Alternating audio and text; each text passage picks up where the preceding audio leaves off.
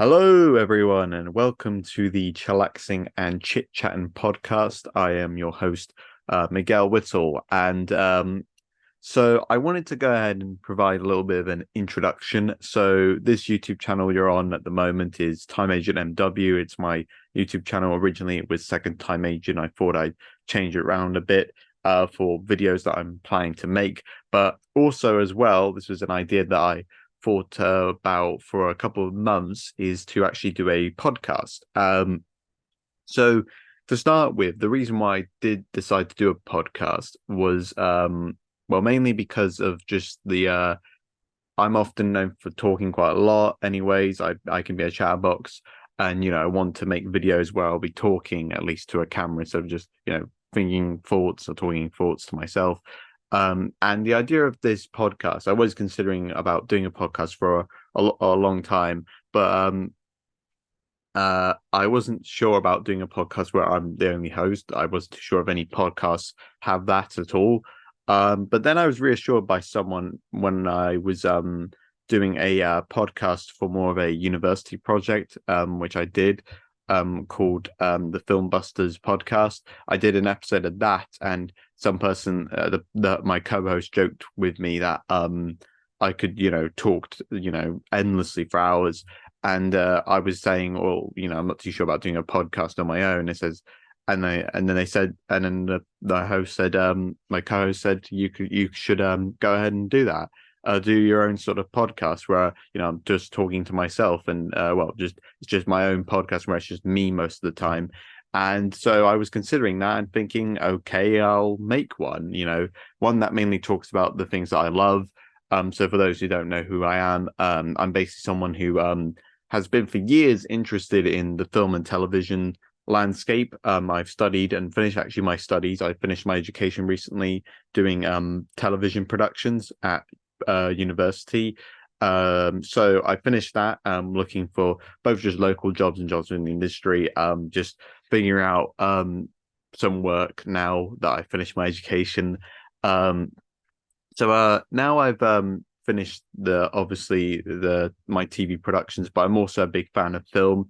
Before university, I did study film and TV production work, and I've always been, for a very young age, I've been fascinated and interested in film and TV. It's basically kind of a job that I've desired for years. Really, it's a job that I've really just been interested in for many years, and it's one that I've been interested in since I was a child. Not too sure on specific job I want to take on, but I at least know what field I want to be involved with. And I myself have done directing. I've directed short films in the past on this YouTube channel, which you can take a look at.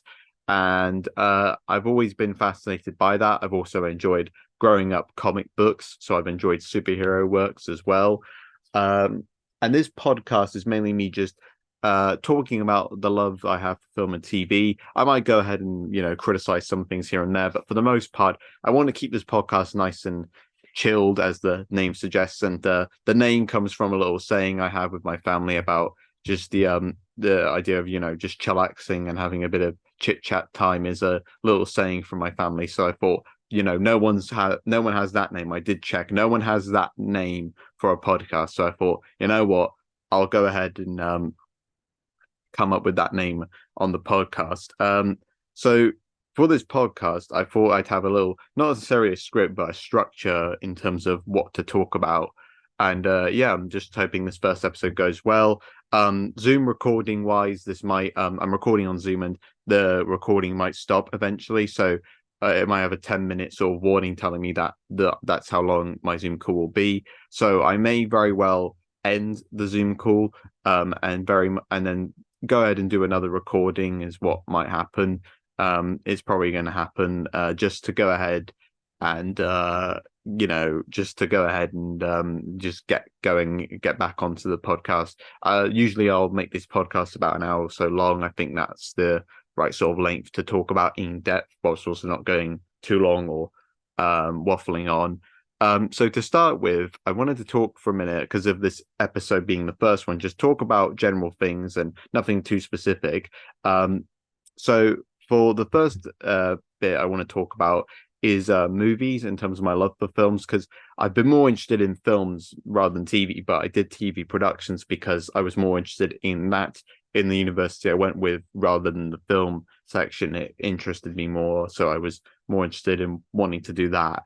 Um, I've always been a big fan of film, and actually during university, I was part of the film society. So I have been someone who's very much interested in film since I was very little.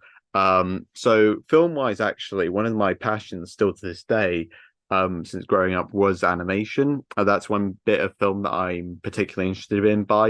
And I should say as well about regarding film that I'm not particularly. I would say that film with animation, it's not a genre. By the way, it's something that I like mentioning. Is the animation isn't really necessarily a genre, and I realized that when Brad Bird, who's a big animation director, you know him from mainly The Iron Giant and The Incredibles. So those are the films that he's done.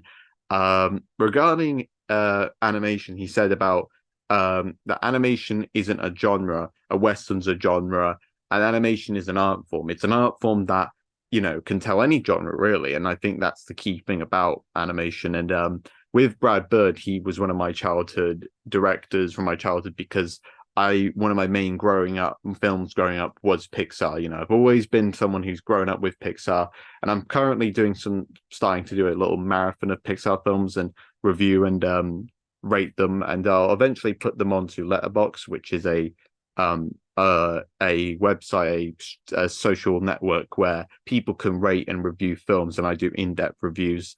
And I do appreciate as well that I always get surprised whenever I get a little more followers. Looking at my account, I'll just look onto my phone. But I do appreciate the followers that I get on my Letterboxd. I've gotten about 78 followers as of now, so I'm very happy about that, very pleased with that.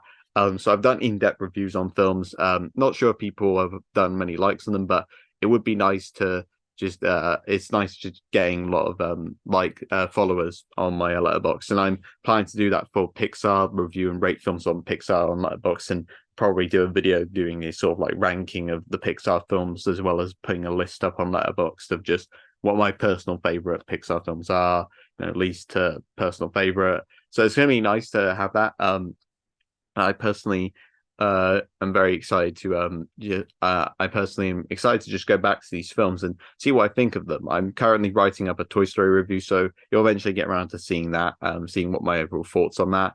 And that was also part of this book I did for Toy Story. I put this Toy Story, I rated it on this book as well, which is another thing I've done for reviewing films.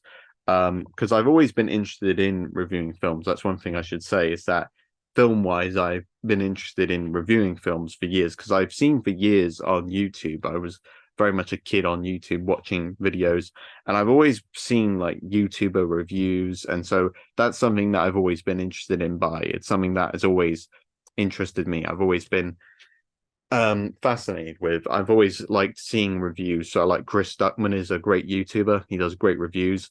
And also I like Mark Kermode, who's quite a famous film critic from who's done a podcast with Simon Mayo, British film critic, very famous one. So I've always been interested in film reviews, and also animation is one of my main things. I'm just gonna have to adjust my back; it's hurting a bit.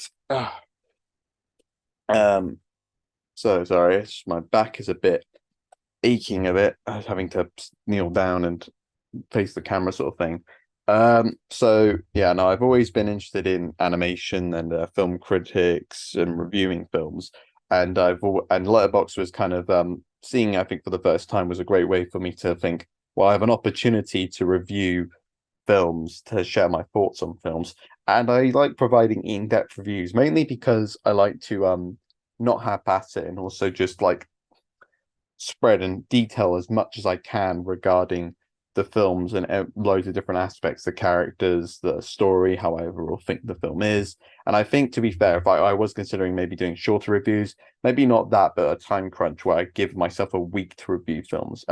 Mainly because if I half-ass a review or do a shorter review, I wouldn't feel proud of that review. I wouldn't feel like I've shared my thoughts, and I think I've shared overall most of my thoughts on the film at the very least. I'm not going to share every little detail maybe, but I like sharing my overall thoughts on the film, and I think that's really terrific. Um, and as for this book here, this is a book that I was given called Everyone's Critic 52-week movie challenge. I haven't done every week for not every single week, but I've gone ahead and used this book to go ahead and just rate different films, and they give me a different topic to review. So there's movie classic is one example, film starring animals is another one, film that's won best original screenplay, best cinematography. And I've going through it now and going with a flow of like now getting to a week now. I think I've gone through like at least once a week of watching a film and rating it. It's good. It's a good experience really. And it's good because I get to also a lot of the films that I've rated here are films that have been on my watch list for a while, and also classics that I have had yet to see. So you'll see a number of classics, very recognizable films on there that fit the category. So I'm very excited to be sharing my thoughts on them, and you'll get to see reviews of them up on Letterboxd.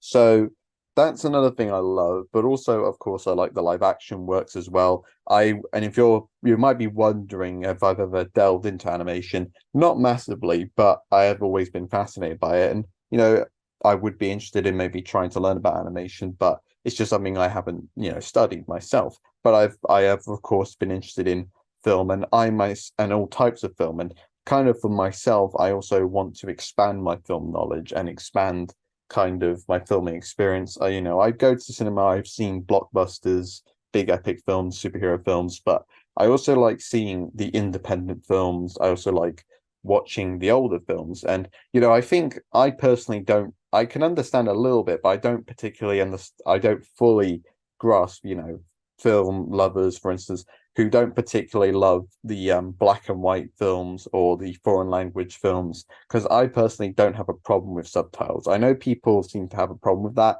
I don't personally see any problem with that. I don't think it's not too difficult to focus on the film whilst reading subtitles. I mean, many mainstream films have at least scenes where characters might be speaking a different language, and there's no problem with that. And having an entire film with that, that's not going to bother me really. And if it's a live action film, I will 100% watch the subtitle version, not the dubbed version, because I find that way too distracting. The distraction mainly comes from how I often find that when you get a film that's dubbed in live action, there's often you can tell the lip syncing and it's not matching the voice acting. And also when you get stuff like Squid Game, which I've seen clips of, or The Raid, I've seen clips of a little bit of the dubbing of that. Those movies and TV shows, the dubbing can sometimes be done quite poorly, where it's not necessarily monotone, like no emotion at all. It's the opposite. It's too emotional sometimes. You get these very cartoonish, over the top voice acting, which can work for something like animation, but in live action, it doesn't necessarily work. So often it might be a bit of a problem. And so I will always watch a film in live action. If it's a foreign language film, I'm watching it in subtitled, never really dubbed. And I've been wanting to also watch, some of the classics from Akira Kurosawa as an example of, a foreign language film that I want to see. I want to see his work. He's influenced so many great directors. And yeah, I'm personally someone who's always willing and wanting to expand my film knowledge. I might sign up to the movie streaming service as well, which is a streaming service more for people like me. It's kind of like Criterion, where they get pristine foreign language independent films. Lesser known films are usually on there. They also have short films on there. There'll be some classics on there as well. And they've also been producing films that are recognizable, films that are films that are they've been producing films that have been getting a lot of critical acclaim. So one example is After Sun. That's the 2020, I think is. I'm not too sure. It was like last year, I think it was 2022 film, which I'll get around to watching. I've heard a lot of great things about that film. So yeah, no, I'm excited to get round to. I'm excited for myself with this book. I'm excited to just go through for films that I have yet to see there on my watch list, and I it's nice to go ahead and expand my knowledge and love for film. And I want to also talk a bit about I think as well, talking a bit about film, moving away from that. I also like to talk about because I did study TV productions, I do have a love for TV. I do enjoy TV as well. I'm a big fan of television work as well. So I do enjoy a lot of the television work as well. I do enjoy TV as well. So there's a number of TV shows that I do enjoy, and also as well as that, I'm kind of juggling around and getting around to watching TV shows back and forth. I've there's some TV shows where it's been a while since it's taken me a while to get around to finishing them, but I'm getting around to finishing them. I put up on my notes just a kind of a list of TV shows that I've finished throughout this year. So there's a couple that I've finished. Some I finished recently, some I finished a while back. So The Office, the US version, the first three seasons of that, I've been finishing. I've gone through those first three seasons. Season two of The Boys, season two of Mandalorian, Hawkeye, Last Dance. So The Boys season two was on Amazon Prime. Mandalorian season two was on Disney Plus. They both came out, I think, the same year, 2020. Hawkeye 2021, I think it was. And then Last Dance came out, I think, 2020 or 2021 or 2019, I'm not too sure. And then Ninja Turtles season one I watched online, which was the first season of the 2012 Ninja Turtles cartoon. Some of these are obviously a bit older works, but as I said, I take my time. I take a while to get around to finishing works. I mean, I'm currently finishing Spider-Man for the first time on my PlayStation 4, so I am a bit of a late bloomer, really, when it comes to a lot of content. It just takes me a while to get around to it, but I get around to it eventually, and I'm gonna share my thoughts online about what I think of all these works. So as well as that, so as you'll notice with some of those works, Hawkeye, for instance, superhero work, I have been a fan of superhero work, and Ninja Turtles animated TV shows. I think my favorite animated TV show, and also one of my favorite TV shows, I would say as well, is Avatar: The Last Airbender, which I would recommend highly if you still haven't got around to watching it. Even if you're an adult, I think you'd still really enjoy it because it's a very mature show that may be for children, but it's like not necessarily something that's just aimed at children. I think it's just for general audiences. And I think with stuff like that and Pixar, it's not exactly a right excuse to say, oh, that movie wasn't particularly great or that TV show wasn't particularly great, but it's fine because it's for children. Because I think children's content for children doesn't necessarily mean it has to be terrible or it has to be like made with not much effort. You make some I think you should make something that really has a lot of effort, and stuff like Pixar films and Ninja Turtles 2012, which I enjoyed, and Avatar: Last Airbender, show that you can make great content for children, make great content that just happens to can be viewed by everyone. It's not necessarily something that's just for children. It's something that I think everyone can enjoy, and I think that's important to know. So other TV shows, so regarding television, I am going to eventually get through some other TV shows. I did do a TV shows for my dissertation. I'm going to share my screen. Hopefully, it will be seen if you are viewing the episode. So regarding also the TV shows,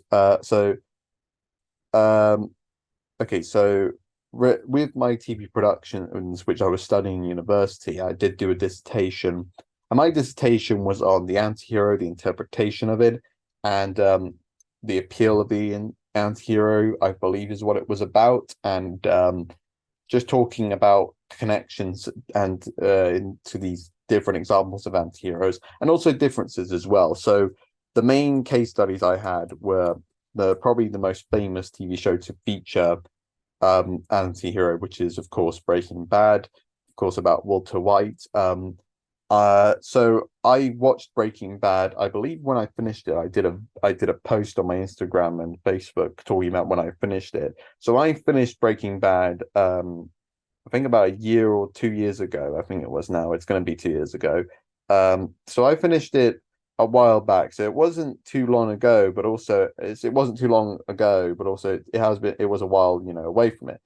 So the show I finished watching, when did I finish? 22nd of October. I actually posted, so it was like a day after I finished watching it, I posted about it, but the 22nd of October was the day I finished it.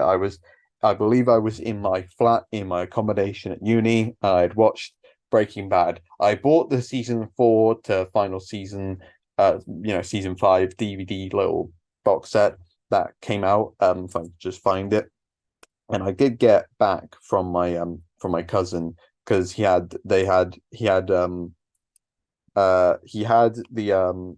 the previous one. This is the one I bought on Amazon not too long ago to get around to finishing the series. So that's why I bought season 4, season 5.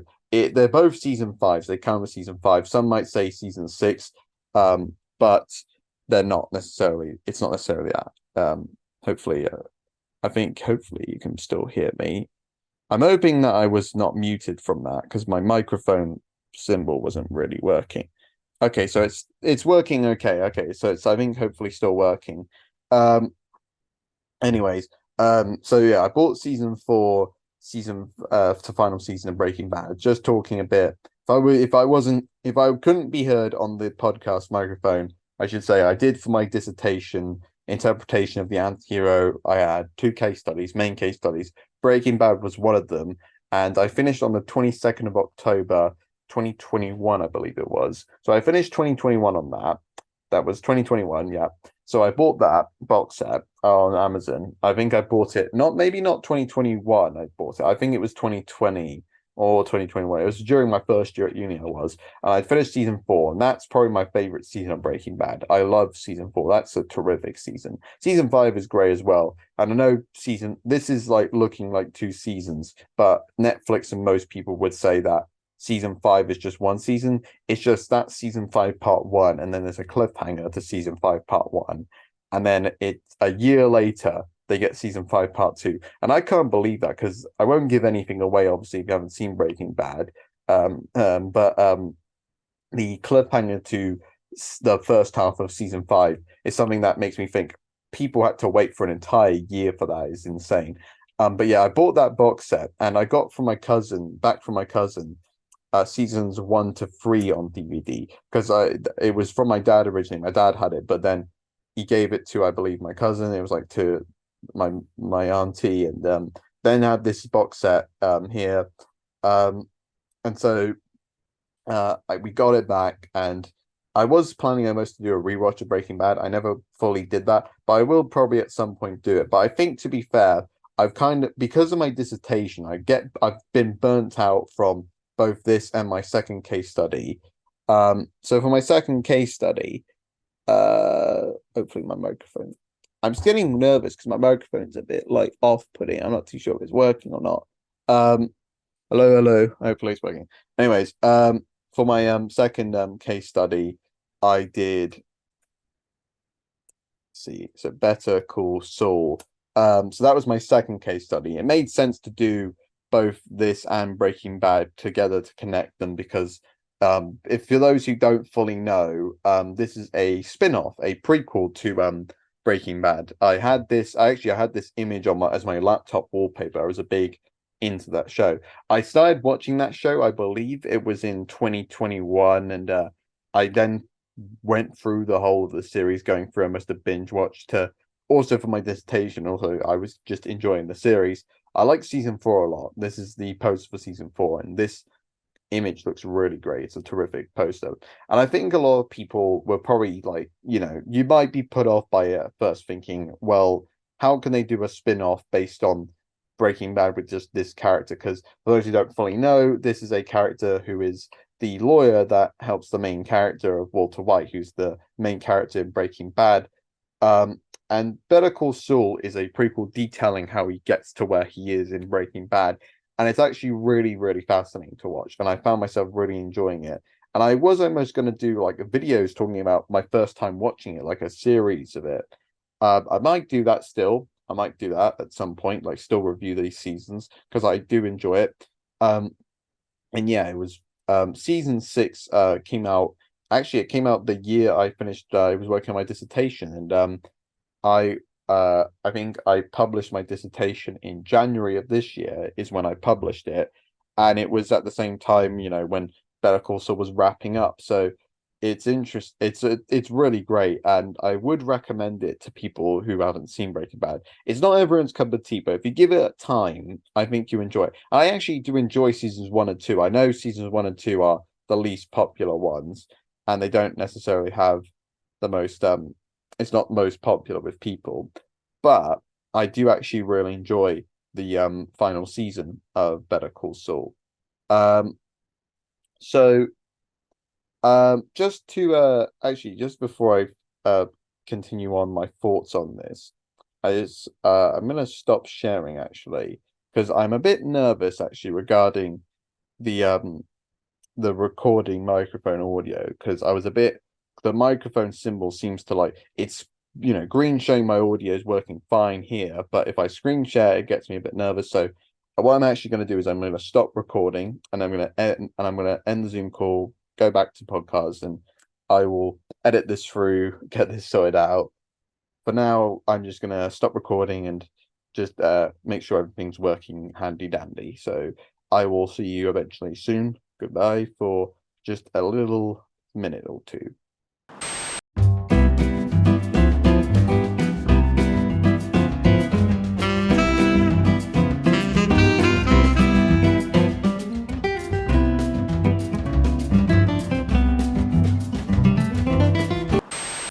Hello, everyone. Again, I want to say that the technical thing was fine. My microphone doesn't seem to have any sort of green lighting or anything like that. Regarding the just the audio. So I was a bit nervous there, but it's overall fine. It's all working fine. Um, so yeah, I want to say as well regarding Better Call Saul that I was going on about it saying that I would recommend it, and I think one of the things about the series is that it doesn't appeal to people because it's not a character who you think is going to be interesting, but he's actually a very fascinating character and one that some people might find more fascinating than Walter White because it's more subtle. It's not in your face, and you don't fully know why he transforms and why he changes in the series as he progresses. But it's interesting watching that, even if you've watched Breaking Bad. It's interesting watching it, and I think also it's interesting going through just going through the series and watching him change, and you also see other characters in Breaking Bad as well. Like Mike is one of my favorite characters in Breaking. He's my favorite character in Breaking Bad. So one of the appeals actually to Better Call Saul was when I found out, oh, he's going to be one of the main characters. It's like, well, there we go. That's perfect. I love the character of Mike. So having him being the main character is just like that's ideal for me. And so I found that to be very, very exciting. And I think seasons 1 and 2 may not appeal to loads of people. It might be a bit slow for some people, and it's not very like Breaking Bad, but I enjoy that and I don't mind that. I don't mind the slow pacing. And the thing is, Breaking Bad was already a bit of a slow show as well, I personally think. So I think it's really a bit bizarre when I hear people say they don't like Better Call Saul because it's a bit slow. I mean, it's a bit slow, but I don't think it's not. It's like Breaking Bad in that it is also they both take their time in telling the story. I should also say as well that before I watched before I watched Better Call Saul, actually after I watched Breaking Bad, I did watch the movie El Camino, and I did actually like that. I know some people aren't much fans of that film, but I do actually like that film. I do actually think that film was pretty good. I gave it 3.5 stars. I saw my letterbox reviews, 3.5 stars. I'm not sure when I watched it, it would have been it was January 2022. So yeah, it was like it was around the time it was around just before it was like I think 2022 or like just at the end of 2021 when I go around to watching it. I think with January it was probably a rewatch. Rewatching it because I rewatched it a couple of times I think before I rated and reviewed it. So it was a good series. I enjoyed watching it. I enjoyed going through and just watching that film, and I think it was a film that was a nice epilogue to what happened. And I think the creators of Breaking Bad have said they're finished with the series, and I think with Better Call Saul, I think the full story is there. I know that you can tell other stories, but I personally wouldn't. I personally think that the series is now fully complete, and I don't think you want to ruin it. It's had a bit of a long life. It's been around for over 10 years now.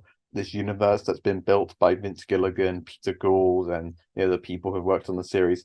One thing I want to mention is this. So I've not watched this, but this was on AMC's network, AMC Plus. I think this was released, I believe it was on when was I don't know when this came out actually. I'll search up when this came out. One season. It was May 2022. So it was in 2022 actually. It was the same time when season 6 of Better Call Saul came out. Yeah, the rating for this is not great. 4 out of 5 on Letterboxd is funny, but I feel like that's a bit of an ironic one. Like it's just people ironically rating this as like saying "Bravo, Vince," and this is the best series in Breaking Bad, in the Breaking Bad universe. The funny thing is, this is not actually from, I believe, Peter Gould or Vince Gilligan. I don't think any of the writers on Breaking Bad and Better Call Saul worked on this. But to basically explain what this is Slippin' Jimmy, and is a TV animated adult series that basically shows Jimmy, who's Saul Goodman. There's an explanation, but basically Saul Goodman, who's the main character in Better Call Saul, um, basically would go ahead and originally be called Jimmy McGill. That was his real name. Saul Goodman's kind of a name he came up with, and there's an explanation surrounding it. And in Better Call Saul, you know that he was Jimmy McGill. This focuses on his childhood. So I haven't watched this, but it's apparently not very good from what I've heard. And it's a very bizarre adult animated series that is, I don't know. It's got some weird things. I think there's some fantasy elements surrounding the series, but I'll have to look into the series to see what it's about. Marco, who's in this as well, is Jimmy's best friend. He's a friend from his childhood, and he was in Better Call Saul as well. Actually, he was in the series as well as a friend of Jimmy when he originally was in a. I can't remember where it's from now, where Jimmy McGill was, but he basically moved to Alabama to. Well, no, not Alabama. It was Albuquerque, New Mexico. He moved to where he used to live in. I think it was Cicero. I think is where he used to live, and yeah, this is a very bizarre series, and this thumbnail explains it. But yeah, the reception for it wasn't particularly great. It says limited series, so I believe it might have been intended to just have been like one season, and not like a multiple season series. But yeah, this isn't from the original Rise of Breaking Bad and Better Call Saul, so I can say, you don't have to watch this at all. This is not required viewing. You can be very satisfied with Breaking Bad and Better Call Saul and El Camino, by just watching those shows. So yeah. So moving away from that, actually, I want to talk about a TV show that I am a big fan of. Probably my favorite TV show, or at least the TV show that I am the most passionate about. And it's, of course, this little show called Doctor Who, which I'm not sure if many of you have heard about it. Is a bit of it's a cool series. It's got but stop sharing actually just for now. I do have behind me a little poster here that's of Tom Baker. This is signed by him. It's a poster that is based around his era of the show. I got it for, I think it was my birthday or something. It was a nice little gift there. So basically the TV show that I'm most passionate about is Doctor Who. This is the show that I'm the most passionate about. I'm sure most people know what this show is. This show is a show that if I was to now, some of you might have heard about it, but I'm not sure if some of you will know fully what it's about. But to summarize as to what the show is about, Doctor Who is a TV show, of course, from the BBC, that is the longest running science fiction show of all time. To summarize, the Doctor, who is this, well, there are multiple figures. I can share an image here. This is from an article which I'll explain later, but there's multiple versions of the Doctor here. So the Doctor is an alien, has 2 hearts, a little feature there about the character. The alien race that the Doctor is Time Lords, and Time Lords, as the name implies, means they're the Lords of Time, control time travel. And as an alien, their race has been able to, the Doctor's race has been able to master time travel, and the Doctor has a time machine. A time machine that can take them anywhere in time and space, and will often meet and be friends with companions, assistants, mostly human people that become friends with the Doctor, and they travel together in time and space, and they travel around through various time places and also through various planets, or as well various worlds or space stations. And the thing about Doctor Who is because the time machine, which is called the TARDIS, is able to go ahead and just travel anywhere. It's able to go anywhere in the universe. And because of that, any point in time, any point in space means that there's a great storytelling tool where any story you can imagine can be told in this series. And because of that, the possibilities are endless. Because, one thing about Doctor Who is currently it's going for its 60th anniversary. There's going to be 3 upcoming specials released in, I believe, November, so next month. Very, very exciting. I will share my thoughts on the podcast here, actually, sharing my thoughts on every episode. But yeah, the 60th anniversary is coming up. The current one to be taking on the mantle of the 60th anniversary is David Tennant, with Catherine Tate. As the article implies, Neil Patrick Harris will be in it as well as the villain. But yes, David Tennant is going to be playing not number 10, which he originally was, but number 14. So basically, to summarize, he changed. The Doctor, of course, can be played by multiple actors, and the reason for that is because whenever the Doctor is going to die, this is to do with the alien race. The Doctor is part of Time Lords. Whenever they die, they eventually will start doing a process called regeneration, where their bodies start to have this effect on them. And eventually, what regeneration does means that basically, when the Doctor is near death, they will change their entire body cells will change and reorganize. And because of that, it means then that an entirely new body is given for the Doctor and the Time Lords. And so that's why there are so many different actors of different sizes, shapes, and genders playing the role, and they can take on the role and basically just go ahead and take on the mantle of this character, and also have different personality traits, because being a different entire body cells being different means that it's almost like an entirely different person coming in and playing this, being the same person. And it's a really great tool for also the show to change around. And because of that, and also other the companions, the assistants like Donna here, leaving and departing, it means then a whole new group of people come in, a whole new production team comes in. So the show can look completely different, but also still remain the same. And that's what makes the show great and why it's running for so long. And actually, not only are these two returning, you also have the showrunner, who's basically the main person in charge of the production and writing and everything, main person in charge of production, how the series goes and progresses. Well, the main person in charge now is someone who used to take part, called Russell T Davies, and he was the showrunner when David Tennant originally came round in 2005 to 2010, and he's returning as the showrunner. He's returned to take on the mantle once again, and whilst David Tennant will be here for the 60th anniversary specials, and he's playing number 14, because the 13th Doctor, played by Jodie Whittaker, who is the woman here holding the sonic screwdriver, pointing out, she was when she regenerated into the into David Tennant, and he plays number 14. He's playing the 14th Doctor. We saw a little image of him here, but if I go ahead and take a look, there's an image of here when this is what's happened. He has suddenly changed. The Doctor has changed suddenly into David Tennant again, and does recognize that it's the same body. It's what's going on here, and that's the mystery surrounding it. And of course, it's involving Donna as well. There's a recent trailer that came out not too long ago. I'm very excited for that 60th anniversary. Returning actors will also come along. You also have Donna's mum returning, who was in the original era with David and Catherine Tate, who plays Donna. So it's very, very exciting seeing what comes along the way. And as well as that, we also have another Doctor take on the mantle, because before David Tennant was announced to be returning, we had Ncuti Gatwa coming in and being announced as the next Doctor. However, he's not number 14, he's number 15, and of course the mystery surrounds what's going to happen. Well, at least what we do know is that with Ncuti Gatwa, with David Tennant as well, basically David Tennant as the 14th Doctor will be not for a full series, but for just a couple of specials. The 3 specials coming along. There is 3 of them.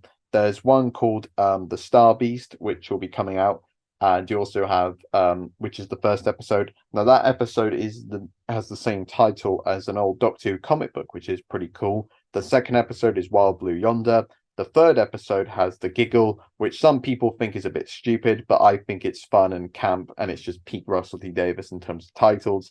And the 14th Doctor here will be regenerating into number 15. So there's a mystery surrounding it, and eventually after the anniversary specials, the next full series will come along, series 14, where Ncuti Gatwa will be the main Time Lord involved. He will be the main actor taking on the role of the Doctor. Very looking forward to it. I haven't really watched any of Ncuti. I've watched Barbie, but I haven't watched Sex Education, which Ncuti Gatwa is best known for.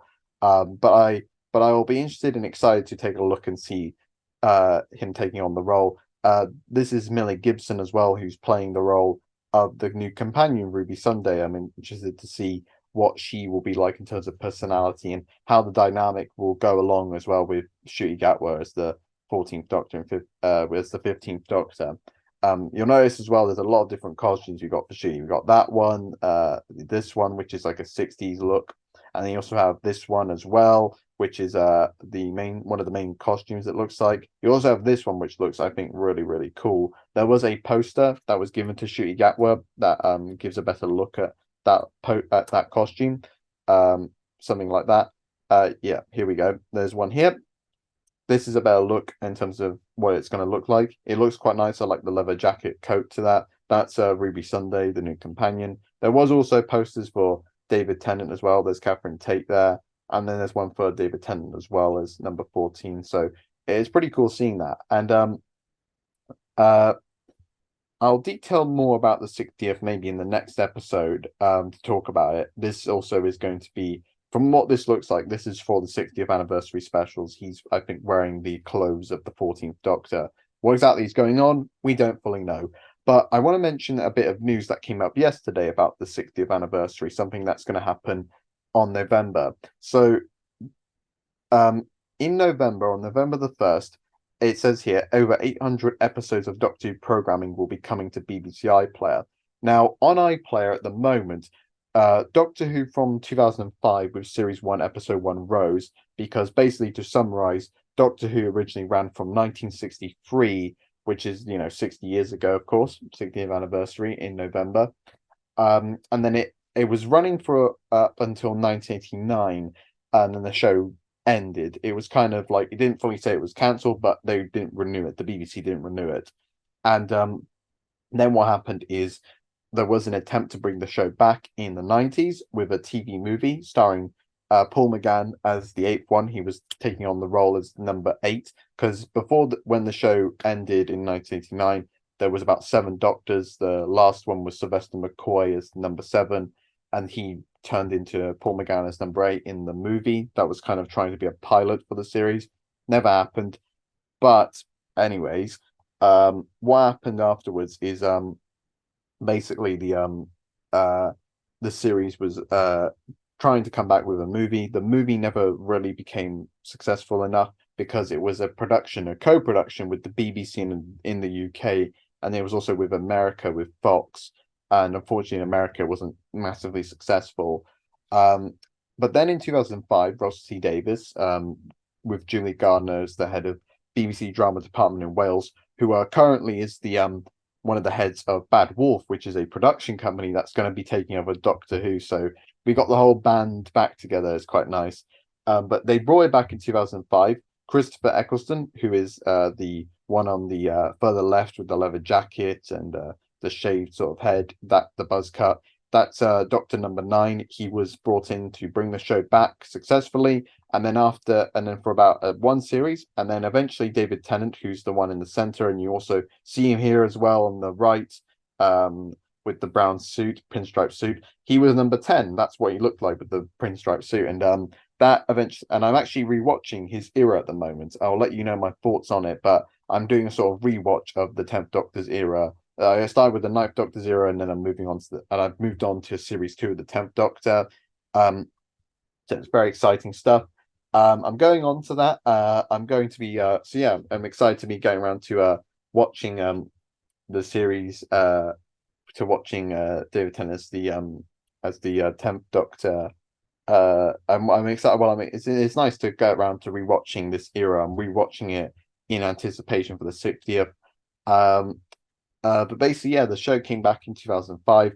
and that was when it kind of started with series one, the first series of the Ninth Doctor. It was a show. It was brought back the series, but it was also a reintroduction to the series. So it's like series one, and it's a great jumping on point for new viewers. So there was a bit of news recently that came out that basically to explain, Ridge at the moment on BBC iPlayer, you can watch from series one with the Ninth Doctor up until now. No classic series. There is BritBox as well, but I know people can't afford that. I know people can't afford that or classic Doctor Who Blu-rays or DVDs. So basically, what's happened here is all of Doctor Who, every episode from 1963, from the very start up until now, and they're also including the movie as well, is now going to be on BBC iPlayer. That's which is an incredible moment. It's an incredible achievement. You also have, apparently, as the news article said, you also get spin-offs as well, like the Sarah Jane Adventures, which is a spin-off centered on a companion that the Doctor once traveled with, that in 2007 started having her own adventures with a group of teenagers who would have for a long. It was on CBBC, the children's channel for the BBC. Torchwood as well, which features a team led by Captain Jack, someone who traveled with the Doctor, and it's meant for a more adult audience. It was on BBC Three originally, and then moved to BBC Two, and then BBC One. Class, which is a spin-off of Doctor Who that ran for about only one series, but which is a bit sad. And it was in 2016, featuring a group of students and a teacher in the Coal Hill School, which is a school that was at the very beginning of Doctor Who. Basically, one of the Doctor's granddaughter. The Doctor had a granddaughter named Susan who was a student there at Coal Hill School, and her with some of her school teachers would travel along with the Doctor through time and space. So there was that. And you also have the episodes of Doctor Who Confidential, which is really cool, which is used to be a behind the scenes series, which like it was a series that was on BBC Three that basically went behind the scenes on Doctor Who, which was really, really cool. And I think just having every episode is great because it means that so many people who I'm not really happy for myself. I'm happy for other people who, may have not had the opportunity to get around to watching classic Doctor Who because they couldn't afford DVDs or Blu-rays and all the other merchandise to be able, BritBox, for instance. I'm lucky to have that, but for other people, it's an opportunity for them to get around to actually watching it. It's amazing, really, and having it seems like it'll be there permanently, which is amazing. It's really terrific. And you also have other things that will be shown in November, like interviews, written documents, long unheard audio, behind the scenes photos, which is very, very exciting, I think, for fans like myself. And you also get to have Rusty Davis. Rusty Davis made a statement actually recently saying that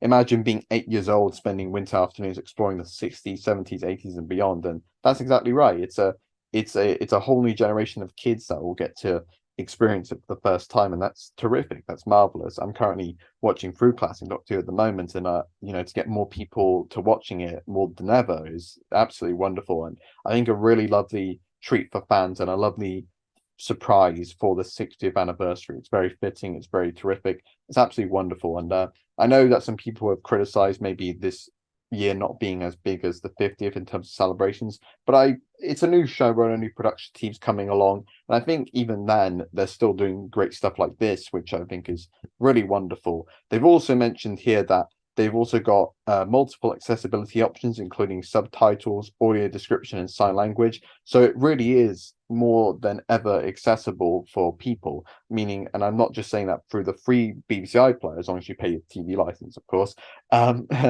But you also have the subtitles and audio description and sign language, meaning people who are perhaps blind or deaf can also enjoy the series as much as anyone else. And I think that's really wonderful to have it as accessible as this. It's absolutely wonderful. But I want to talk about that news because it's absolutely wonderful. And I've really delved into a lot of Doctor Who at the moment. And one company that I've delved into recently, and I'm going to do a little segment on my podcast as well, is called yeah, we go. There's my script there for the little structure I have for the podcast. Time of Big Finish, where I give you a little thought on Big Finish, talking about this company here.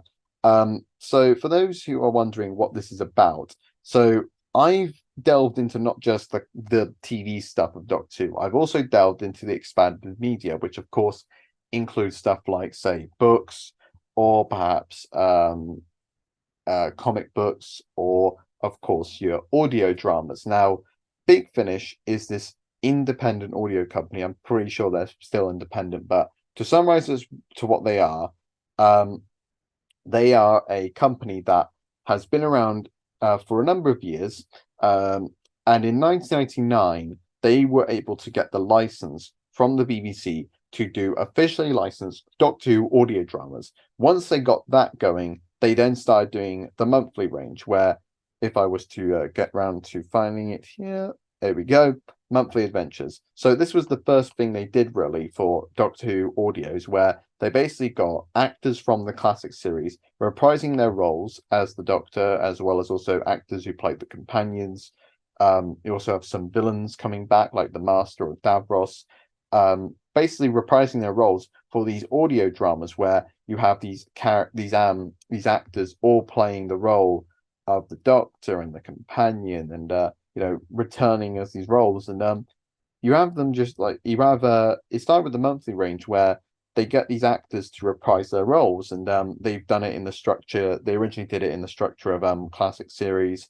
They then moved on to further territory as well. So the monthly adventures was their first one, where the name implied that they released once a month a story featuring just a Doctor and companion pairing. They've done ones with the Fifth Doctor, the Sixth Doctor. The Sixth Doctor got an original companion as well, called Evelyn Smythe, which I won't which I haven't listened to yet, but I will get round to listening to it. You also have some fun pairs, like there's the Fifth Doctor here with Nyssa, where basically during like season 19 and season 20, which like the first season of the Fifth Doctor, which is season 19, at the end of that season, the Fifth Doctor and Nyssa would take off in the TARDIS, and they basically left Tegan, who was a companion of the Fifth Doctor, Australian air hostess.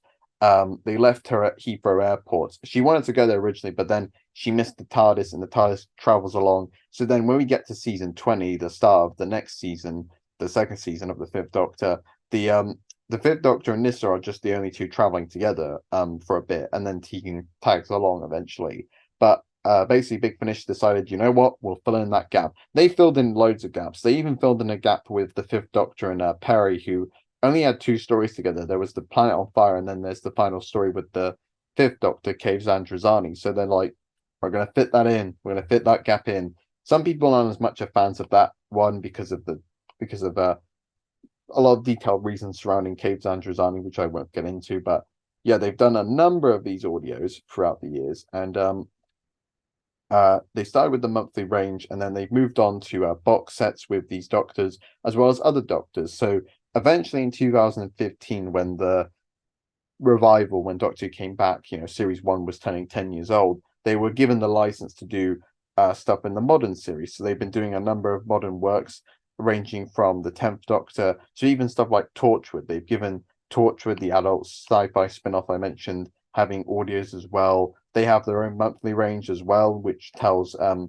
kind of like bottle audios, where they've given kind of characters, where they usually give about one character or two an audio in the Tortured range, where they just get them to go ahead and basically just they basically go ahead and they just get them to be in a little adventure surrounding the little adventure with these a little adventure that has the same sort of tone of Torture, which is telling adult mature sci-fi stories. So that's pretty darn cool.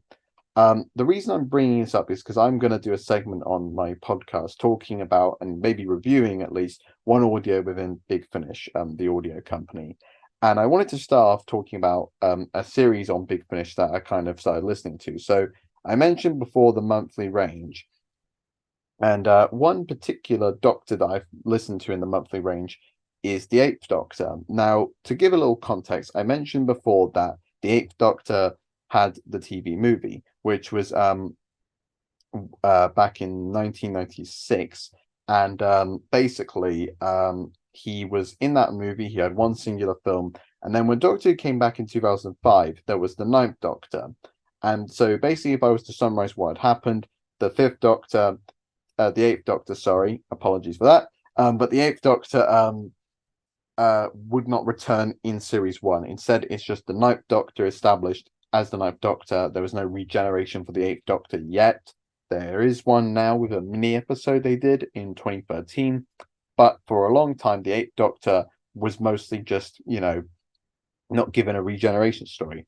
Now, when Big Finish acquired the license for classic Doctor Who, they had the latest Doctor at that point would be the Eighth Doctor in 1999, so they did a couple of audios with the fifth, sixth, and seventh Doctors, and then in 2001 they started releasing Eighth Doctor monthly adventures. They started releasing Eighth Doctor audios within this monthly range.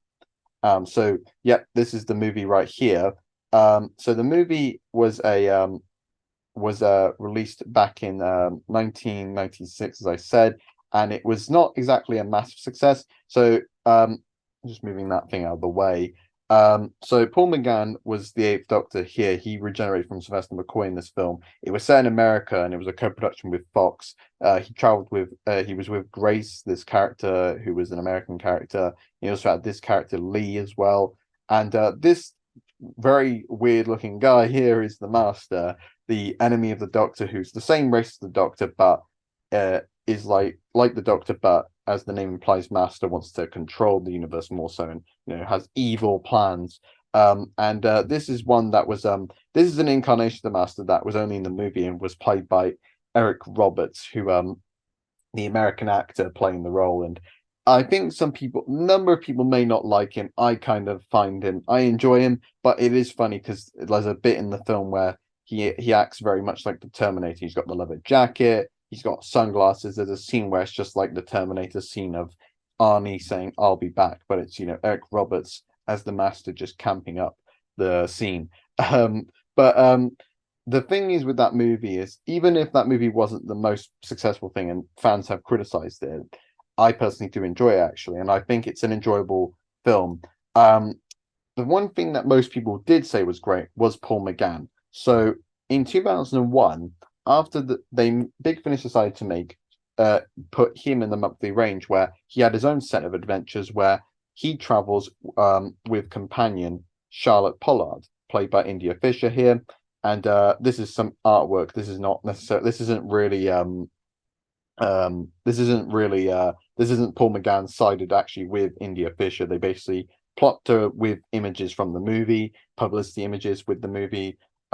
So you may not recognize her face, but you might recognize her voice because India Fisher is probably best known as the narrator on MasterChef in the UK. Yes, this is who she is. And she was also, I remember, on Pointless Celebrities with Nicholas Briggs. They were paired up together on Pointless Celebrities. And Nick Briggs is one of the heads of Big Finish, one of the main people involved. And also is, recognize his voice as well because he's the voice of the Daleks. He's the current voice of the Daleks for Doctor Who in the TV series. And of course, does the voice of the Daleks for Big Finish if they're ever doing Dalek audios. But basically, India Fisher was cast as a companion with the Eighth Doctor, where they travel together in stories. This is set after the TV movie, where the Eighth Doctor meets Charlie Pollard, and they go on adventures together. And I wanted to go ahead and detail my recommendations for the Eighth Doctor monthly adventures, and share my overall thoughts on these audios.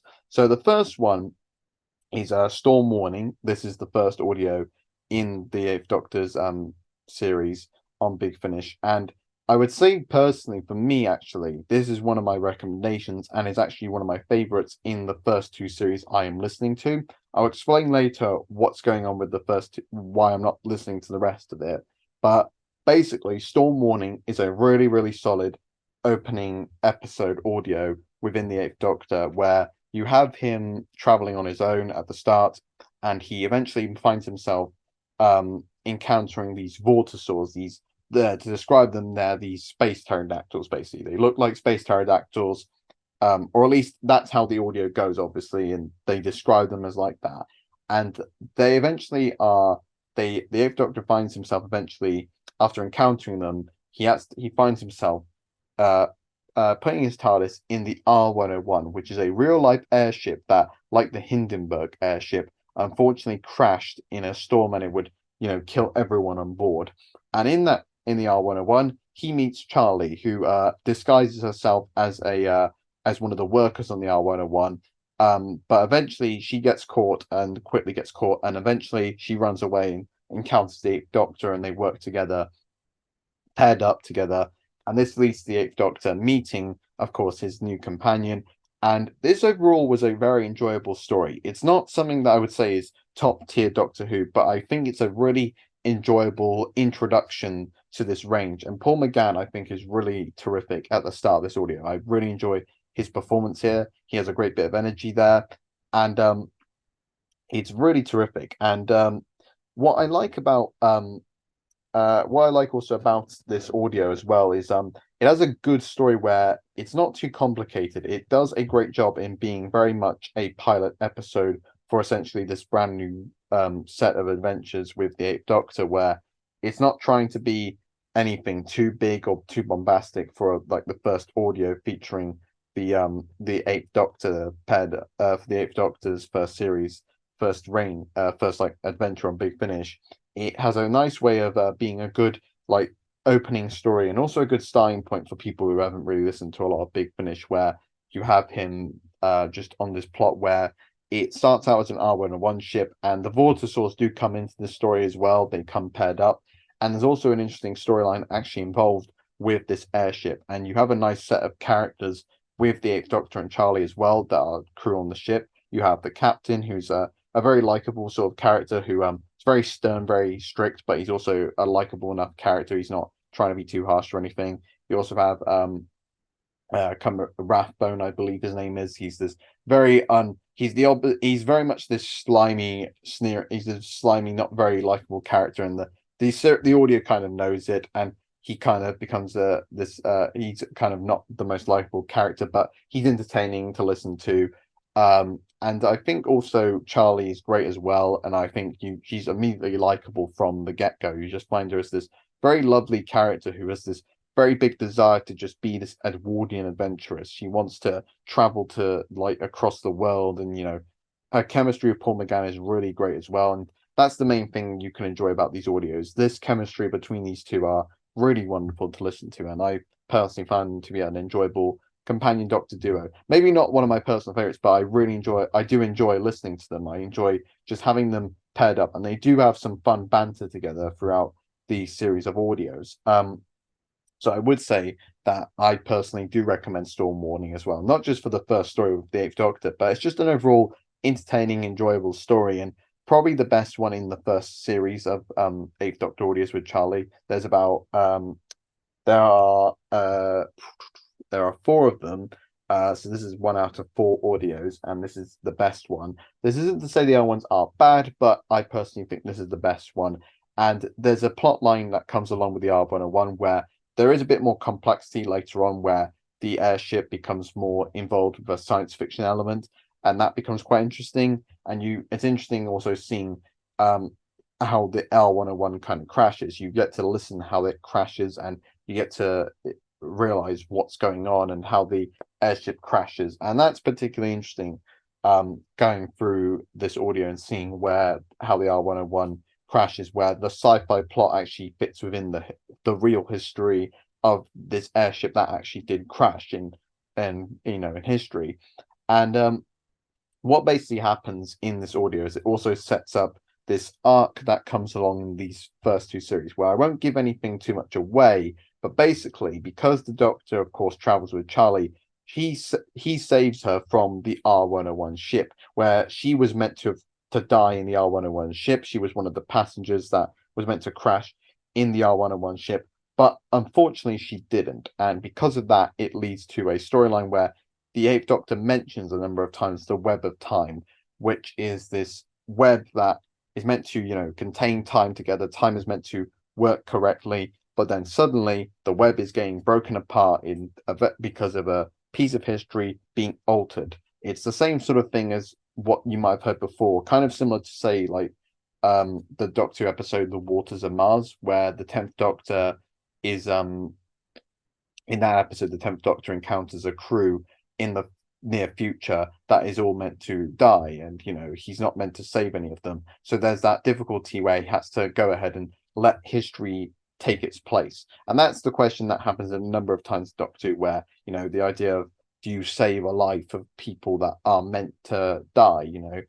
Some people, would you save the life of someone that you cared about, even if it meant that history would be completely altered? It's a similar thing that other time travel works have been done before. Like, it's a similar thing to the butterfly effect. You step on a butterfly, history is completely altered and changed about. And this is what sets it up. And it's an interesting little setup to see what happens. And you also have the one Vortisaur coming along as well into the story as well, which is interesting. And I won't give too much away about regarding that Vortisaur, but that comes into the storyline of the episode. And yeah, it's a solid episode, and Paul McGann I do enjoy. I enjoy India Fisher and her chemistry with Paul McGann, and there's some nice characters in this story as well. And it manages to be interesting with its plot line, whilst also not being too complex, where, because this is the first audio of Paul McGann as the Doctor, it manages to be not too complicated. So I think also for those who want an introduction to early Big Finish, this is a good listen. And I will say as well, on Spotify and Apple Music, you can listen to early Doctor Who monthly range Big Finish, the first 50. So the audios I'm mentioning here that I'm going to all mention are for free on Apple Music and Spotify. If you go onto Apple Music, which I use, you just type in Doctor Who, and there's an artist called Doctor Who, and that's basically the little that's the art. That's not really an artist, it's more so the section where you have all of the monthly range of Doctor Who is on there. You also have other spin-offs as well, having their own separate artists, and they're all for free to listen to, which I will get onto another time. But for now, I'm just going to mention that you can listen to the first 50 in the monthly range. So moving on from that, there's Sword of Orion, which I personally would say about this audio is that it's one that I think gets better as it progresses. This is written by Nicholas Briggs as well, who actually he voices the Cybermen in this audio. The Cybermen are the alien that you see, well, the villain that you see here on the cover. This, I think, was apparently Big Finish's first audio in the monthly range to feature the Cybermen.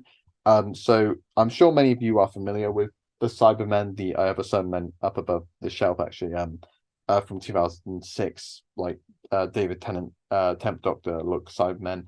But many of you will be familiar, of course, with this monster. They're probably the most famous, aside from the Daleks. They're people who have been converted into these metal men. And Sword of Orion is the the second audio with the Eighth Doctor and Charlie, and also the first time that the Cybermen get used.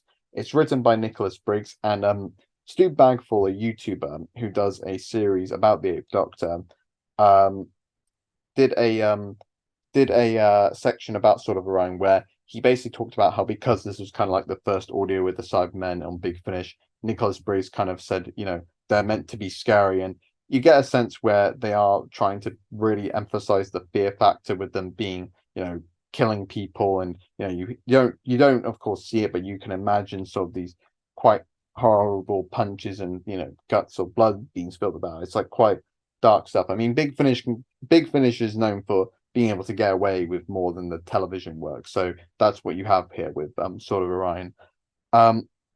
So with this story, what I'll say about this is, I said, it gets better as it goes along, because I think for the first part, it's a bit tricky with all the things going around, to where I had a bit of difficulty trying to imagine, as I was closing my eyes listening to this audio.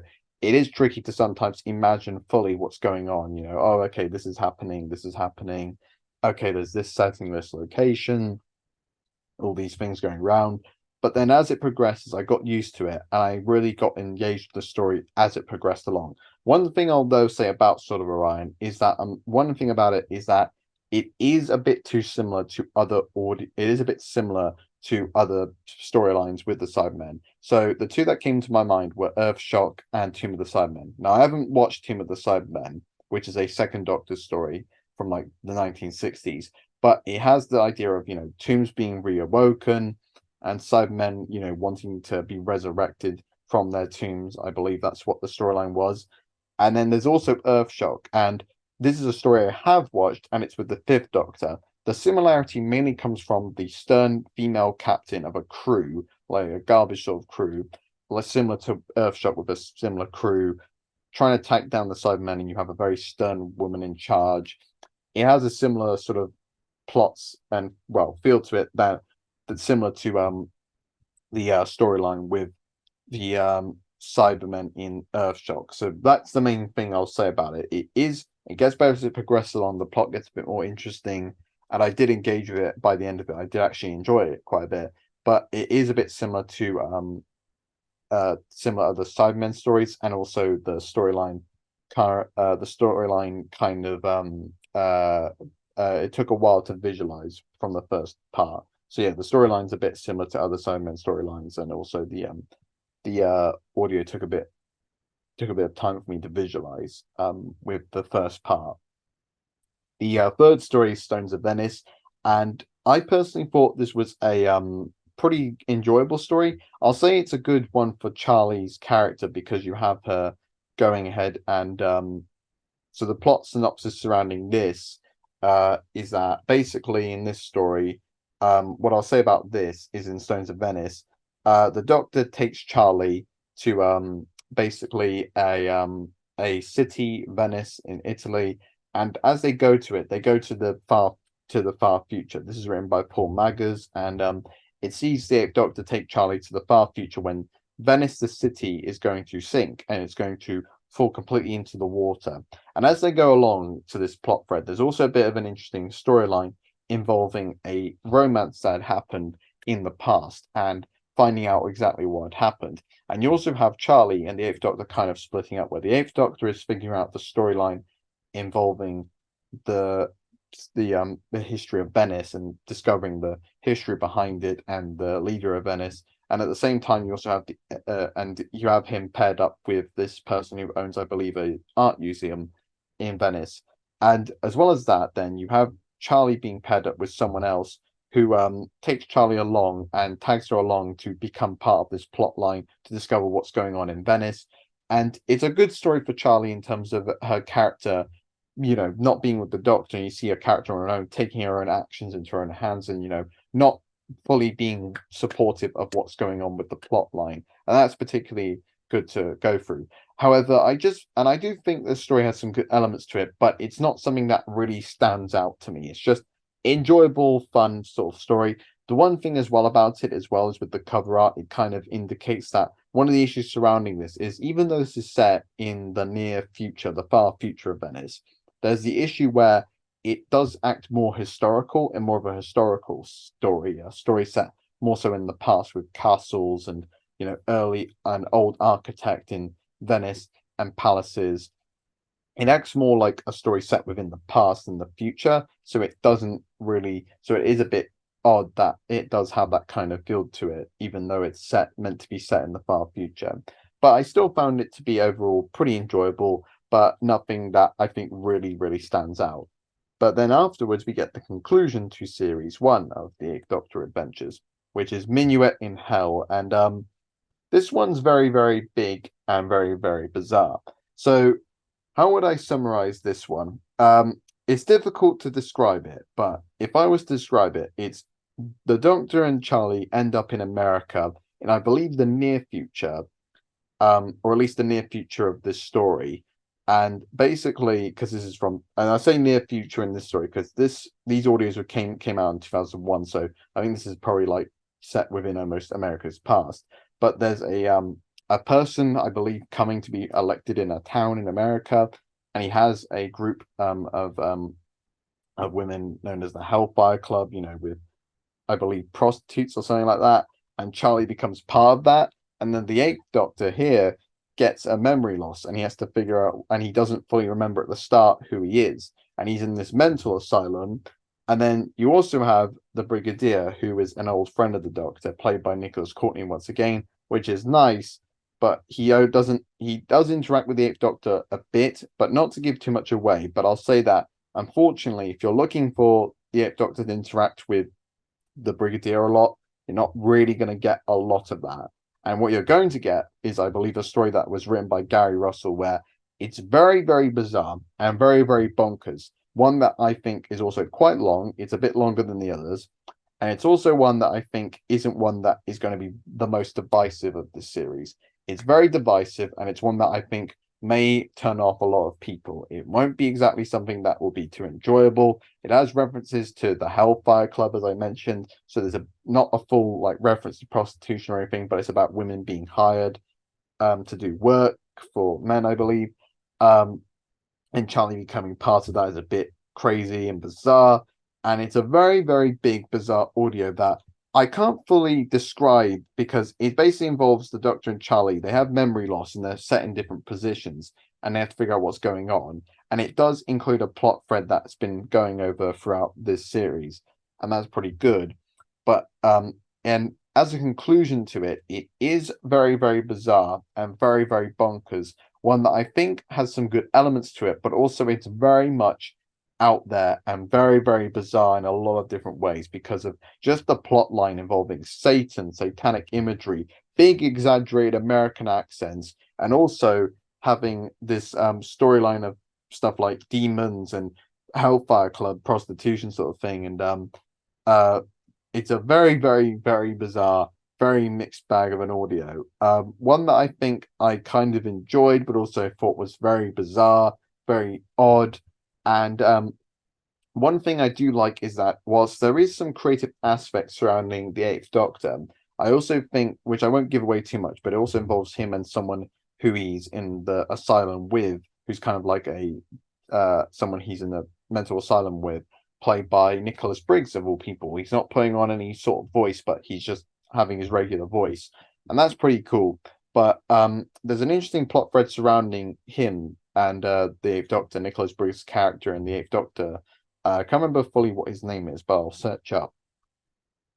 Oh, uh, Gideon Crane. Okay, that was the name. So Gideon is an interesting character with the Doctor. There's an interesting storyline.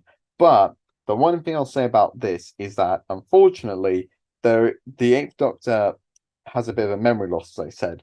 And this is something that I was kind of is one of the main things I'm kind of not too much of a fan of because the movie, basically, if I was to go back to that, in that movie, the Eighth Doctor, for a while in that story, does have memory loss after he regenerates from the Seventh Doctor. So it just comes across as a bit of a repetitive element that's been reused again.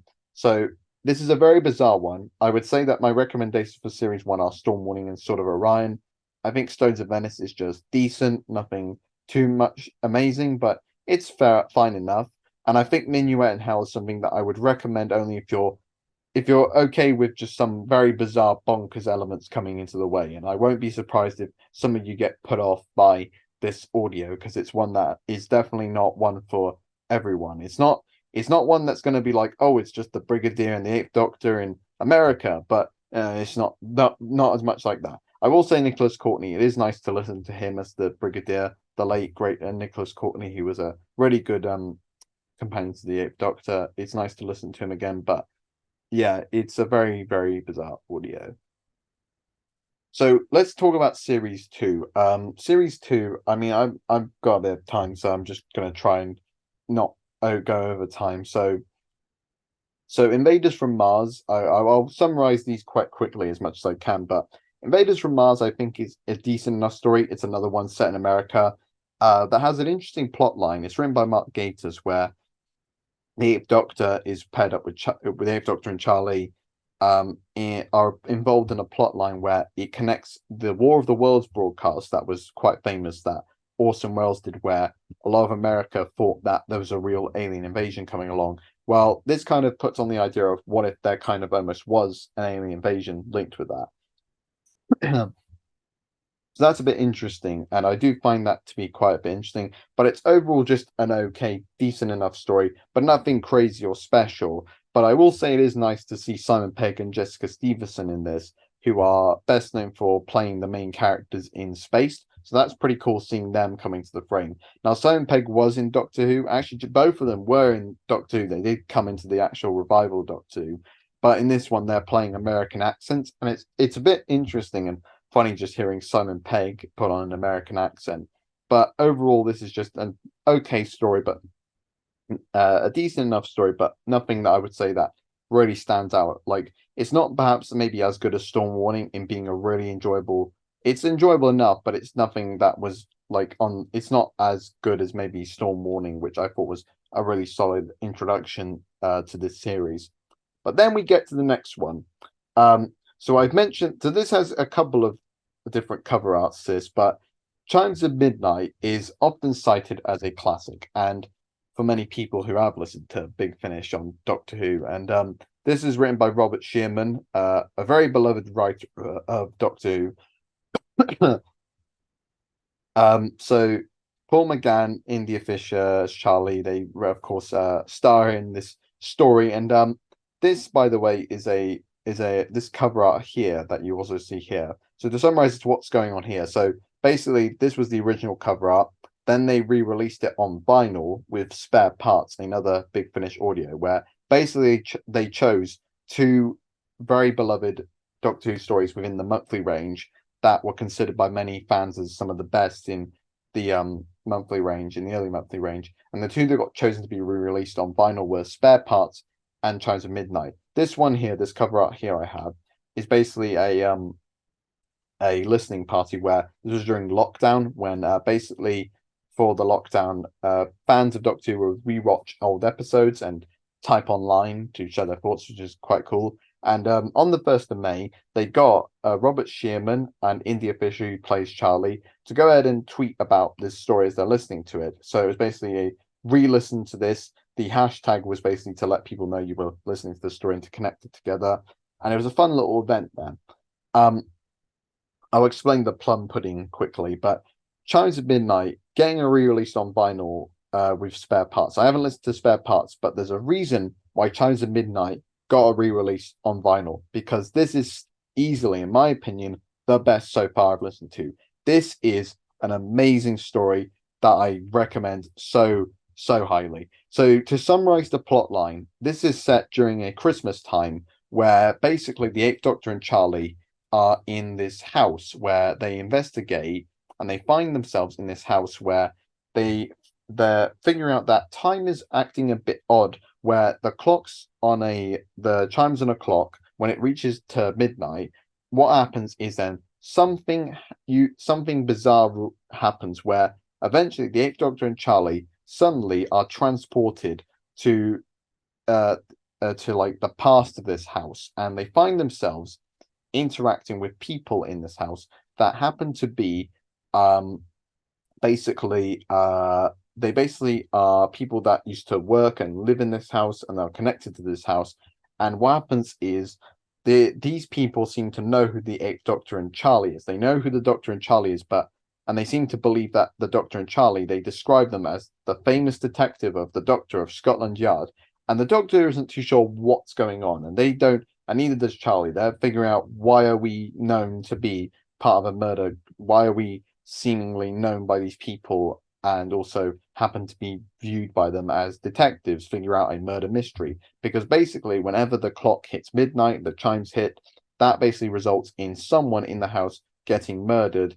And the funny thing is about it is it's actually quite comedic whilst also being quite scary. Surprisingly, it's actually quite funny with how some of these people end up in their fates. It's almost akin to a very spooky but comedic Agatha Christie murder mystery, and it's very effective at doing that. I haven't really watched any Agatha Christie murder mysteries, but I have seen like Knives Out, and it's quite effective at doing that. And its atmosphere is also terrific, where it's both haunting and quite creepy with what's going on in the house, but at the same time, it also has some really great, witty, fun dialogue from Robert Shearman that really, really works. And the emotions work really well, where it's both really funny and also really emotional. And the emotions mainly come from Charlie, because this is a great story for her. And India Fisher does a great job performing here, as well as Paul McGann and the rest of the cast as well. And the main thing about India Fisher, without giving it away, is that basically Charlie has to this house is almost connected in a way to Charlie's past. So this does connect to the story arc of the Web of Time that was mentioned in Storm Warning, but this isn't something but you can still listen to this even if you haven't really listen to the other audios. And with Charlie, you get to explore a bit of her past, and it's really interesting and fascinating listening to what happens and how the story unfolds is really terrific. This was my second listening to it, and I really enjoyed it. I enjoyed it before, but after listening to the other ones, I also really enjoyed it as well. And that's why I'd say also it'd be good to listen to the other stories and then go around to this. And I think you can also listen to this on its own as well. It's absolutely wonderful. I think this is head and shoulders the best one out of the bunch. Full recommendation for me. This is an amazing, amazing story. And actually, the next story, The Seasons of Fear, which is by Paul Cornell, who uh previously had written he's written before for Doctor Who with Father's Day is one example. He's also written for the story of what else did he write for Father's Day, and also wrote for Human Nature and the Family of Blood. He's written other Doctor Who books as well. But basically, Seasons of Fear is probably the second best, is in my opinion the second one. If Chimes of Midnight is the best one, this is the silver medal. This is the second best one. And I think because of Chimes of Midnight, it kind of got overshadowed by that story. But I would say don't sleep on it. It's a really good story as well. This is a really fun, enjoyable story where the Eighth Doctor and Charlie, the Eighth Doctor takes Charlie to Singapore, where in Storm Warning, basically, she promised Charlie to take her there because Charlie was planning to go there originally. And that's kind of why she went on the R101, because it could get her to Singapore. And then what happened is, or at least it was taking her somewhere near, I think, where she could travel to Singapore. But basically, what happens is the Eighth Doctor encounters a figure a person who seems to know who he is, but the Doctor doesn't fully know who he is. Basically, where basically the Eighth Doctor meets someone that he doesn't recognize, but this person seems to really know and have a deep hatred towards the Doctor, and the Doctor has to figure out exactly what's going on. And in my opinion, this was a really solid story that I would describe as akin to if Stephen Moffat basically wrote a story for the for the monthly range with the Eighth Doctor. So I found out as well that it was Paul Cornell and also Caroline Simcox. They both wrote the story as a co-writing collaboration. But anyways, so the person that they meet is Grey Lyle, is the person that the Eighth Doctor and Charlie have to stop, where they travel through different periods in time and keep interacting with Grey Lyle.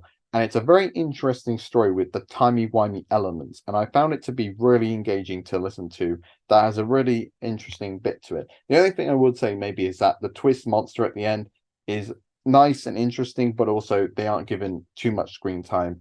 But I will say that Grey Lyle, who is played here by Stephen Perring, is really solid and a really great villain for the Eighth Doctor, and helps to make this a very fun story. And as I said, it's like if Stephen Moffat came in and wrote this story, because it's very timey-wimey, playing around with time, and I enjoyed it a lot.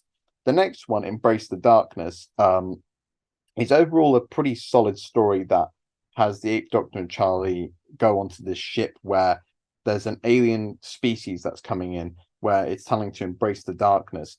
And it's a very creepy story at some points, where basically when there's there's a spaceship crew that is being taken by this alien force, and what happens is their eyesight is suddenly gone, as in their eyes are completely gone. Their face is everything, but they have no eyes. Their eyes are gone. It's very, very bit creepy with the way it's described in this audio. But what I do like about Embrace the Darkness mainly is that whilst I don't think this is an amazing story, I do think that it has a very good bit with the Eighth Doctor and Charlie where they're arguing, but it's not a case of bickering or anything like that. It's a case of them basically just it's basically the Eighth Doctor feeling the sense of guilt as the story progresses and as he finds out about what's going on.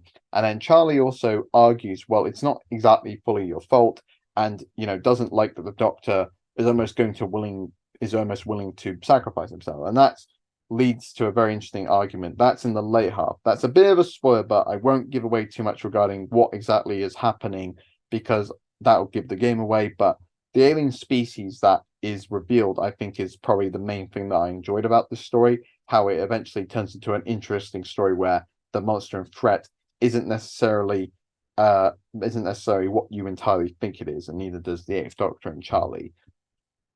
So there's two more to get through. I'm going to quickly go through those to not spend too much time. But speaking of time, we have Time of the Daleks, and this is the Eighth Doctor's first encounter with the Daleks. And I thought this story was overall just an okay story, but there are some interesting elements surrounding it where you have the Eighth Doctor and Charlie encounter. This is kind of almost a precursor to what comes to the next audio, where you have bits of the web of time coming into the fold, and basically what happens is the Daleks are seemingly working with humans, where one person in charge, she seems to think that the Daleks are helping out in restoring Shakespeare, because basically the storyline involves the storyline of Shakespeare, where Charlie and a lot of people seemingly don't know who William Shakespeare is. And that's what makes, and the Eighth Doctor wonders what exactly is going on.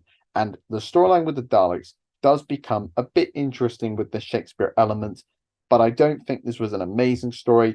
And overall was just an okay story that is mostly interesting for the Eighth Doctor to interact with the Daleks for the first time. And also, of course, you have Shakespeare being involved.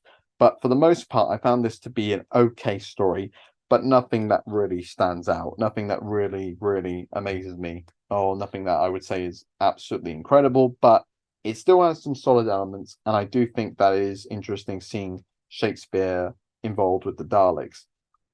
And then there's the last one I want to talk about, which is Neverland, which basically this is the concluding story for series 2, and it sees the Eighth Doctor and Charlie's relationship. This, the web of time is starting to be unfolded. You start to figure out more about what's going on, and it leads to a storyline involving the Doctor and Charlie going to Gallifrey and meeting the Time Lords to figure out what's going on. And you have also a returning companion with Romana, who is a companion to the Fourth Doctor, played here by Lala Ward, who reprises the role. And she is basically president of Gallifrey, as in president of the entire planet, which is, if you're wondering what Gallifrey is, it's the home planet of the Time Lords, the Doctor's alien race. So Romana is working with the Doctor in this plot line, and what happens is it leads to a storyline where you have Charlie's involvement with, her being saved from the R101, and you also find a bit about this universe that they travel to, almost like akin to this other place they travel to, where you have here this storyline which is seemingly involved in Time Lord lore. It's very heavy in Time Lord lore, so I think this is a story that might be quite big, and there's a number of things that might go over your head. It did for me as well, but there are some elements that I do like about this, and I do think that in comparison to Time of the Daleks, I think this stands out more. This has some really great moments with the Eighth Doctor and Charlie, where the relationship comes to a bit of a tension, where Charlie knows exactly what's fully going to happen, and she knows that she wasn't meant to be saved by the Doctor, and she says that's okay. And the way that the title Neverland comes into the fold at first is really great, in a really well-written scene from Alan Barnes, who wrote Storm Warning. It's a really solid scene, and that's where it has some more scenes that I think really make it stand out and really, really work. And I think those elements help to make this a solid finale. It wasn't like Chimes of Midnight or Seasons of Fear. I think those two are still the best two of this series, and also of the Eighth Doctor and Charlie so far. But I do think that aside from those two, I would say that this one is also really solid, has some really solid elements coming in, and I'll probably give a reason to it, that and maybe Time of the Daleks, but mainly to this one, I think, because this one I think has some elements which went over my head, but there's an interesting storyline coming into the fold, and the villain that gets involved in this, which was hinted at in other stories like Seasons of Fear, I won't give away too much, but they were hinted at before and kind of revealed a little bit. But when it gets fully unveiled and the storyline fully comes to the fold, it makes a very interesting storyline, and it makes a very interesting concept. And also this idea about, Time Lords not feeling fully, they're not fully heroes. And that's kind of something that I do appreciate, Time Lords not being exactly, the nicest of people. They have some dark elements, some dark secrets hidden away, that the Doctor even sometimes doesn't know fully about. But yeah, I enjoyed this finale, and it does have a cliffhanger. I won't give away too much, but there is a cliffhanger to this that leads into Zagreus, which is the 50th anniversary, 50th audio in the monthly range, which was released in 2003. It was basically Big Finish's way to celebrate 40 years of Doctor Who at this point. So it's like this is now 20 years ago. But I won't say too much about it, and I personally have to listen to, I think, a couple other audios with the 5th, 6th, and 7th Doctor. So it'll take a while for me to get round to Zagreus. But I know it's a very, very debated audio. It's from Gary Russell, who brought Minuet in Hell. So it's another divisive one.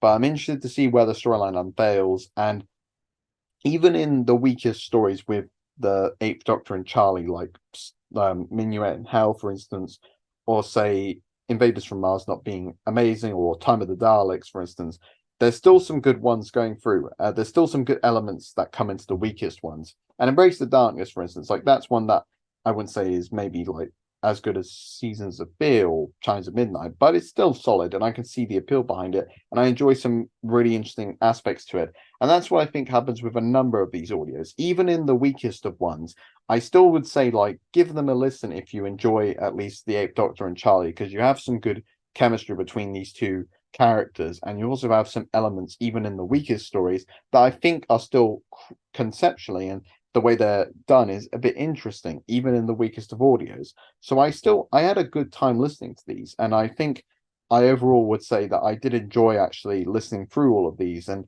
I think even in the weakest of audios, I still had some interesting things to say, and there's some interesting concepts. It's not exactly stories that are the bland, for instance. Like I think maybe you could say Stones of Venice is the most bland, that or Invaders from Mars, but even then, they still had some aspects which I thought, you know what, there's some good things to like. Like there's a moment with Paul McGann, 8th Doctor, that's pretty interesting. Or Invaders from Mars, for instance, there's a twist surrounding Jessica Stevens' character, who I think is a bit interesting.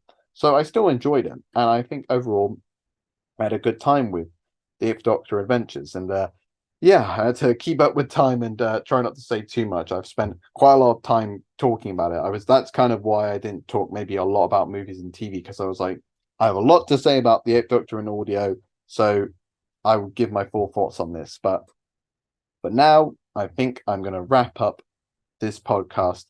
For now, I hope you all enjoyed listening to it, and also enjoyed maybe watching it as well if you were viewing it on video. I may cut the 8th Doctor section also into a video, like a separate video, as like a almost kind of a clip of this podcast. And yeah, I hope you enjoyed going through the Chillaxin and Chattin podcast. I think one thing I'll need to do next time is get some refreshments, because my mouth is feeling very, very exhausted talking about all this stuff. But I hope you enjoyed listening to this podcast, and if you did, please remember to give a like or comment over the video. You can also check out my YouTube channel, where on Time Agent MW I'll hopefully post a couple more other videos, some Doctor Who videos you can expect perhaps as well, and other different videos. So yeah, I hope you enjoyed this, but for now I just hope you enjoyed this Chillaxin Chit Chat podcast episode, and I will hopefully all see you very, very soon. So stay chilled and stay chit-chatting. I think that'll be my own slogan. And yeah, thank you for listening. And also, if you watched the video, thank you for watching. Take care and goodbye for now.